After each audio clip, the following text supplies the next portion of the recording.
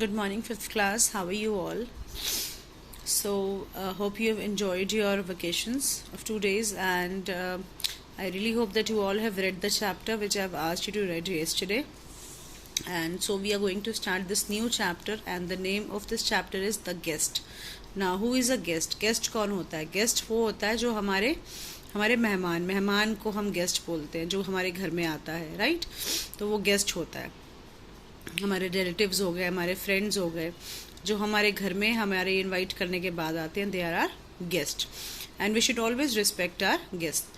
So this story is about Nasruddin. Nasruddin was a legendary character. Legendary character मतलब बहुत ही, he was a very famous, legendary मतलब बहुत ही famous character थे स्टोरीज में, फोक टेल्स में। फोक टेल्स मतलब जो लोक कथाएं होती हैं, लोक कथाएं, right? Asian, central Asian folk tales, central Asian folk tales में बहुत ही लेजेंडरी, बहुत ही फेमस कैरेक्टर है। और जैसे हम बीरबल की कहानियाँ पढ़ते हैं ना, वैसे ही नसरुद्दीन की कहानियाँ हैं। So what he used to do, he solves life problem. मतलब जैसे बीरबल अकबर की बहुत सारी प्रॉब्लम सॉल्व करता था ना, वैसे ही Nasruddin he used to solve life problem, लोगों की प्रॉब्लम, लाइफ की प्रॉब्लम सॉल्व करता था। And how he used to do that? He used to do that with the mixture of foolishness, wit and wisdom. मतलब थोड़ी सी बेवकूफ़ी भी होती थी, थोड़ा सा विट भी होता था उसके अंदर। विट का मतलब होता है क्लेवर होना, क्लेवरनेस। तो चालाकी भी होती थी, और विजडम, समझदारी भी होती थी। विजडम मतलब दिमाग होना, समझदार होना।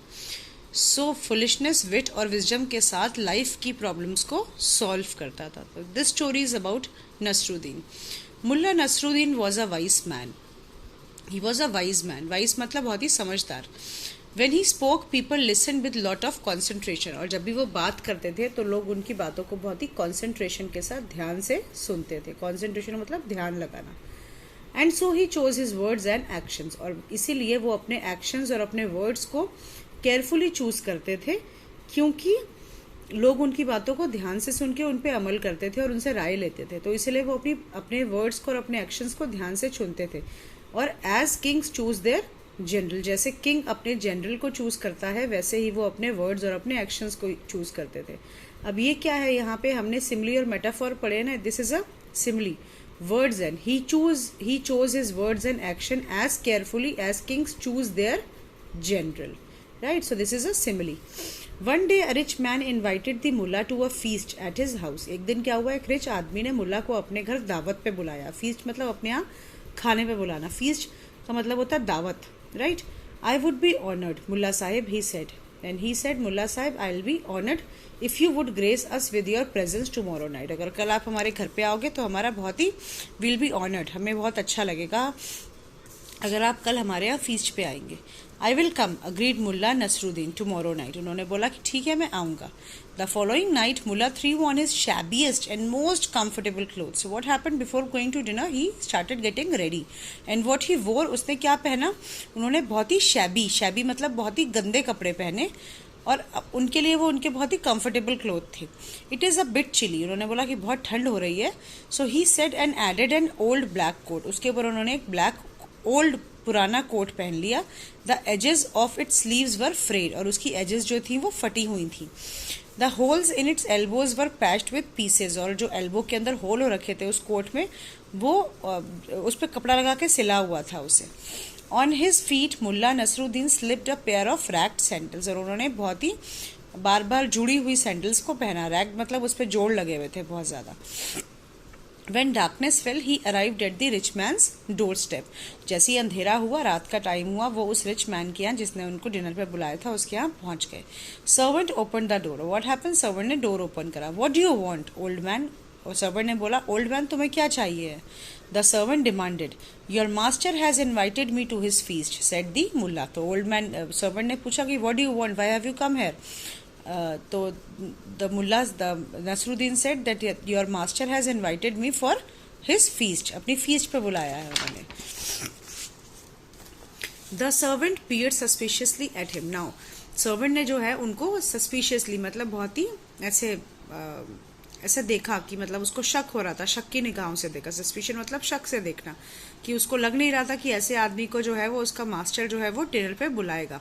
Y? Because he was dressed up so badly, he was wearing a dirty clothes, almost ragged clothes, so that's why the servant was having a doubt that उसको क्या उसके मास्टर उसको बुला सकते हैं डिनर पे. Wait here, he said, I will be back in a moment.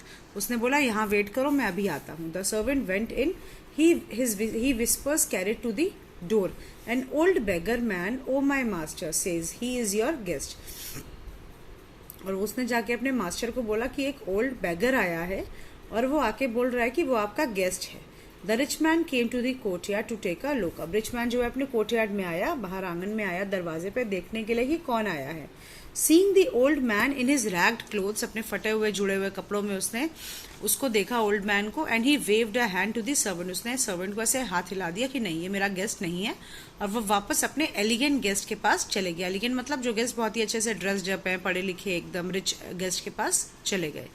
The servant return to the door. My master doesn't know you, he said. अब servant तो वही करेगा ना जो मास्टर बोलेगा. सर्वेंट ने बोला कि मेरे मास्टर ने बोला वो तुम्हें नहीं जानते हैं. He invited me to his feast, insisted Mulla. Mulla ने बोला कि उन्होंने मुझे अपने खाने पे बुलाया है अपने घर. The servant laughed. सर्वेंट हंसने लग गया. Nonsense, invited you a ragged old beggar. उसने बोला कि तुम एक भिखारी हो, तुम्हें मेरे मास्टर खाने पे बुलाएंगे. My master's friend are noble man and kings. मेरे मास्टर्स के जो फ्रेंड्स हैं वो बहुत ही रिच हैं, किंग्स हैं उनके फ्रेंड, और कोई बेगर उनका दोस्त नहीं है. Be off before I take a stick off at you. बोला भाग जाओ यहाँ से, इससे पहले कि मैं तुम्हें डंडे से मारूं. So Mulla Nasruddin went home. वो घर चले गए. He changed into his finest silken garments. और घर जाके उन्होंने अपने सबसे अच्छे सिल्क, एकदम बिल्कुल महंगे कपड़े पहने. He put his best cap on his head. अपने सर पे सबसे महंगी अपनी कैप पहनी. And added a handsome high collared coat. और एक हाई कॉलर्ड ऊंचे गले वाला कोट जो है वो पहना. ही स्प्रिंकल रोज वाटर. अपने चेहरे पे उन्होंने स्प्रिंकल किया रोज वाटर को खुशबू के लिए, और अपने हाथों पे. And he combed his beard. अपनी दाढ़ी अच्छे से बनाई. Smiling to himself he made his way back to the rich man's house and knock the door. वो वापस गए और जाके रिच मैन के डोर पे नॉक किया. Once again the servant open it. Once again the Mulla said, your master has invited me to his feast. उन्होंने बोला कि मास्टर, तुम्हारे मास्टर ने मुझे अपने यहाँ फीस्ट पे बुलाया है. This time the servant bowed respectfully and ushered him in. और इस बार क्या हुआ, सर्वेंट ने उनको अच्छे से मतलब झुक के बात करी, झुक के उनको नमस्ते या जो भी बोला, विश किया. एंड देन उनको रिस्पेक्टफुली, अनशर्ड मतलब रिस्पेक्टफुली जो है वो अपने साथ अंदर ले गया. Welcome welcome Mulla Sahib. And the rich man himself showed Mulla to his special seat at the feast. और जैसे ही मुल्ला साहब, रिच मैन ने मुल्ला साहब को देखा, उसको बुलाया और बोला कि come please have a seat. उसके लिए एक स्पेशल सीट बनाई थी और वहां उनको बिठाया. At last Mulla Sahib said the guest. Guest ने बोला कि आखिरकार मुल्ला साहिब आ ही गए. We have all been waiting for you. हम सब आपका इंतजार कर रहे थे. The food arrived. अब खाना आ गया. Serve Mulla Nasruddin first. और रिच मैन ने बोला कि सबसे पहले मुल्ला नसरुद्दीन को खाना सर्व किया जाए. The Mulla smiled at everyone. Mulla ने सबको हंस के देखा. Then he began to get busy with his food but he did not eat it. अब वो अपने खाने के साथ बिजी हो गए लेकिन उन्होंने खाना खाया नहीं. ना this is very interesting. Now see what he did. हाय हाय क्राइड द गेस्ट. क्राइड, जो सारे गेस्ट जो थे वो ऐसे बोलने लगे. Mulla sahib what are you doing. आप क्या कर रहे हो. Cried the rich man. Rich man ने बोला आप क्या कर रहे हो ये. For Mulla Nasruddin had begun to spoon the soup over his best cap. वो सूप जो है वो अपनी कैप के ऊपर डालने लग गए. अपने स्पून द सूप मतलब वो सूप को ड्रॉप करने लग गए अपनी कैप के ऊपर. ही क्रम्बल्ड द ब्रेड. ब्रेड को क्रम्बल करा, ऐसे तोड़ा और उसको अपने उस ब्रेड के क्रम्स को अपने शोल्डर्स पे, अपने हाई कॉलर्ड कोट पे डालने लग गए. ही टुक a part of a shish kebab and fed it lovingly to his sleeves. मतलब वो सारा खाना अपने कपड़ों को खिलाने लग गए. The Mulla replied, when I arrived in rags. Now he answered, कि जब मैं रैग्स में आया था, फटे हुए कपड़ों में आया था, यू टर्न्ड मी अवे. तुमने मुझे जाने को बोल दिया, पहचाना भी नहीं.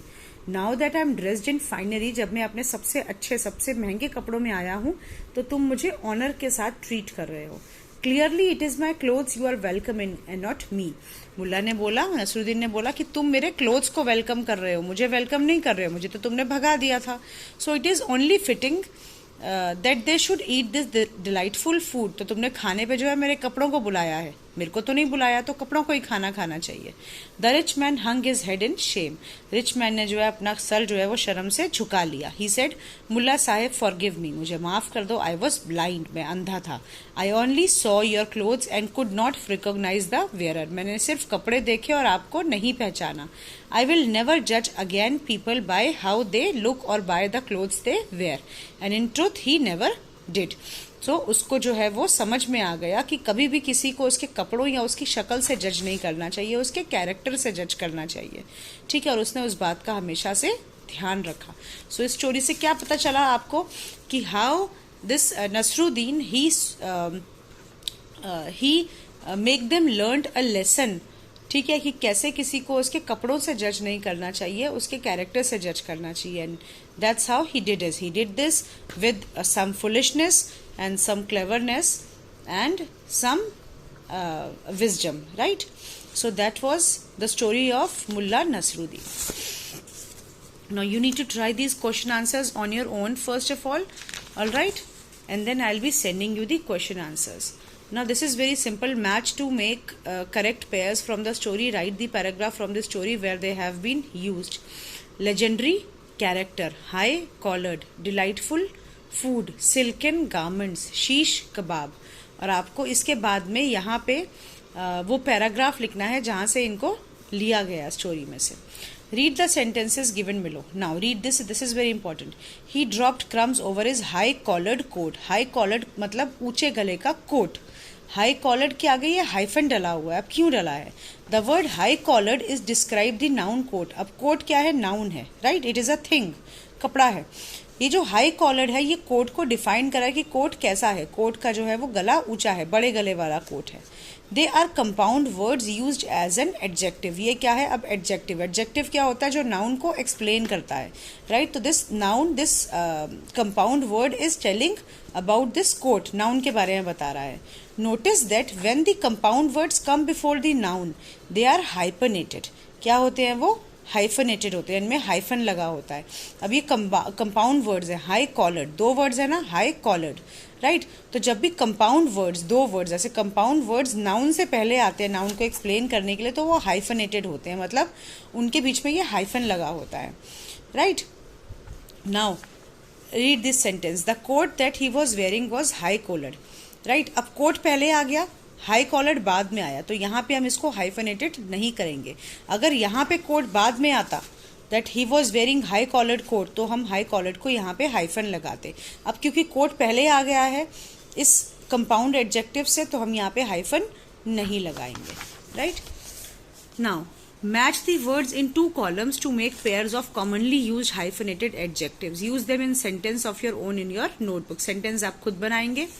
Bye weekly, able bodied, easy going, cold blooded, left handed, sharp witted, right? So these are compound adjectives. Now you need to make sentences out of them. Now this is collective nouns हमने पढ़े हुए हैं 3rd class में। collective nouns are the ones that name a collection of person, animal or thing. A bunch of grapes, a herd of buffaloes। जो बहुत सारे nouns एक साथ होते हैं तब हम उनमें collective noun यूज़ करते हैं। तो यहाँ पे आपको noun दिए हुए हैं और आपको यहाँ पे ऐड करना है। A tuft of grass, a herd of cattle, a bunch of bananas, a regiment of soldiers, a fleet of ships, a heap of stones, a bouquet of flowers, a lock of hair. So that's how you need to do this. Now fill up the collective noun crossword with the help of the clues given. अब यहाँ पे जो हमने पीछे पढ़े थे, a litter of kittens, a herd of cattle, a crowd of people, a pair of shoes, a fleet of ships, a school of fishes, an orchard of fruit trees, a pod of whales. ठीक है, इन सब के collective nouns ये होते हैं और आपको यहाँ पे इनको फिल करना है। That's how you need to do this. Now nouns can be divided into 4 groups on the basis of gender. We know that masculine gender, feminine gender, common gender and neutral gender, right? तो masculine क्या होता है? जब हम किसी mail की बात करते हैं। feminine जब हम किसी फीमेल की बात करते हैं। common genders जिनका कोई जेंडर नहीं होता है, right? Baby, teacher, doctor, like this. A doctor can be male or female, a teacher can be male or female, a baby can be male or female. Neutral gender जिनका कोई gender नहीं होता है. Mostly it refers to non-living things like table, sun. So now you need to match the masculine gender with the female gender. Bull, cow. Horse, mare. Ram, ewe. Son, daughter. Father, mother. Man, woman. Uncle, aunt. Bee, drone. Bee के mail को बोलते हैं drone. Stag, hind. Boy, girl. Nephew, niece. Dog, bitch. Husband, wife. Cock, hen. Right. Next is, अब आपको यहाँ पे इनको change करना है जेंडर्स को. फॉक्स की जगह पे, फॉक्स का फीमेल होता है विक्सिन. चेजिंग दी रैम, रैम का होता है ईव, राइट? सो आपको ऐसे चेंज करना है. बॉयज का गर्ल, पीकॉक का peahen, landlord, landlady, niece, nephew, aunt, uncle. So that's how you need to do this.